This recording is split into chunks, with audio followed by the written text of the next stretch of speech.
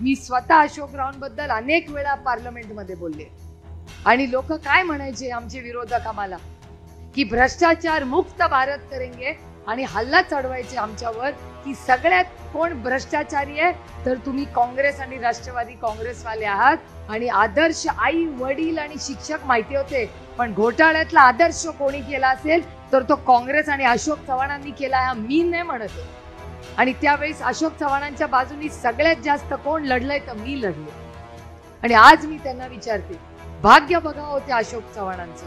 आरोप त्यांच्यावर झाले वॉशिंग मशीन मधून ते भारतीय जनता पक्षात गेले